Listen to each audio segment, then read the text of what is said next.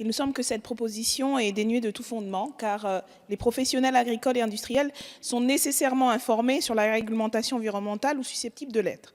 De plus, les personnes contrevenantes sont nécessairement informées des infractions susceptibles d'être relevées à leur encontre, notamment à chaque fois que les intérêts environnementaux l'exigent.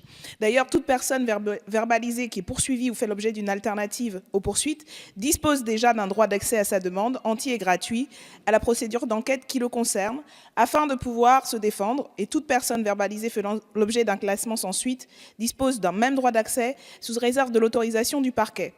Cet article aurait en fait pour incidence d'entraver les investigations en matière d'enquête de police, notamment liées au trafic de déchets, d'espèces protégées, etc. Une fois les acteurs informés de leurs erreurs malencontreuses, l'administration pourrait abandonner toute poursuite. Notre simplification à nous du droit de l'environnement est suivante. Pas d'exception ni dérogation, des exigences fortes et la défense des lanceurs et lanceuses d'alerte. Nous demandons donc que cet article soit supprimé et qu'une véritable politique en faveur de la défense de l'environnement et de donner les moyens pour que cela soit mis en œuvre soit appliquée. C'est ce que prétend la majorité, c'est ce que prétend le gouvernement. Il faudrait donc voter pour la suppression de cet article. Président. Donc cet article prévoit une expérimentation concernant une mesure de simplification. Les entreprises ne seront plus tenues de communiquer à une administration des informations que celle-ci détient déjà ou qui peuvent être obtenues d'une autre administration par un traitement automatisé.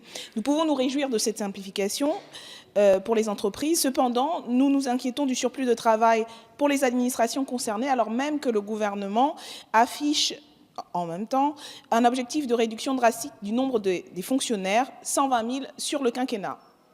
Ne pouvant créer une nouvelle charge du fait de l'article 40, nous ne réclamerons pas une hausse du nombre de fonctionnaires, même si ça fait partie des revendications que nous porterons par ailleurs dans d'autres cénacles. À travers l'ajout de cet alinéa, nous voulons donc simplement nous assurer que ces nouvelles missions ne créeront pas une charge supplémentaire pour les agents publics et surtout qu'elles ne pourront affecter la qualité de l'exercice des autres missions qui leur seront confiées, puisque cela irait à l'encontre justement de l'objectif de cette loi de développer la confiance du public et de la société. Et si les agents publics ne sont pas en mesure d'assurer correctement leurs tâches, ça remettra en cause cette dite confiance.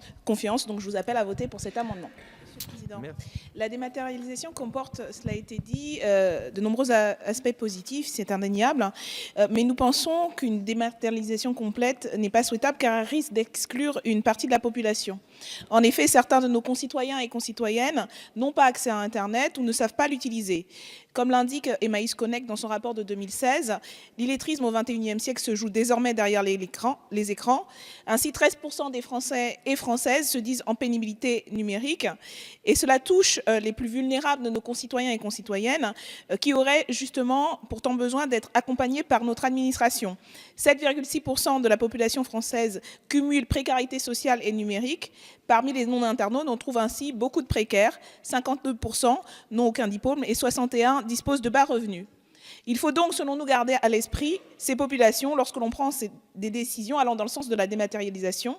C'est pourquoi nous proposons par cet amendement de ne pas effectuer une dématérialisation complète des actes d'état civil. Nous proposons que les personnes qui n'ont pas accès à Internet ou qui ne peuvent pas s'en saisir aient le droit de se voir délivrer des actes civils sous leur forme matérielle. C'est une question, de notre point de vue, de solidarité envers les plus fragiles. Merci, Monsieur le Président. Effectivement, cet article porte sur l'expérimentation de nouvelles formes de rapprochement, regroupement ou fusion d'établissements d'enseignement supérieur et de recherche. Notre collègue l'a indiqué, cet article va dans le sens surtout d'un rapprochement pour jouer sur le jeu de la concurrence internationale vis-à-vis notamment des grandes universités états-uniennes dictées par le désormais fameux classement de Shanghai. Et ça se fait du coup au détriment des territoires qui risquent de se retrouver vidés de leur lieu d'établissement supérieur. Lors de son audition, le syndicat national des personnels techniques de l'enseignement supérieur de la Fédération autonome de la fonction publique territoriale a ainsi déclaré: l'enseignement supérieur et la recherche ont subi depuis 2005 3 lois. La loi d'orientation et de programmation sur la recherche et l'innovation en 2005. En 2007, la loi relative aux libertés et responsabilités des universités dite LRU. En 2012, la loi relative à l'enseignement supérieur et à la recherche dite loi ESR. Veut-on ajouter une 4e couche? À chaque nouvelle élection législative présidentielle et législative, on impose à l'enseignement supérieur une loi qui change les manières de se gouverner. Il y a un moment où les personnels ne savent plus où ils en sont. On ne sait plus où on en est, on ne sait plus ce qu'on fait et on ne sait plus pourquoi on travaille. À l'écoute, je suis sûre de ces préoccupations de la part des personnels qui ne risquent pas de favoriser la confiance si cet article est voté. Je suis sûre que la représentation nationale prendra en compte ces critiques et donc votera contre cet article. En tout cas, c'est ce à quoi l'enjoint le groupe de la France Insoumise.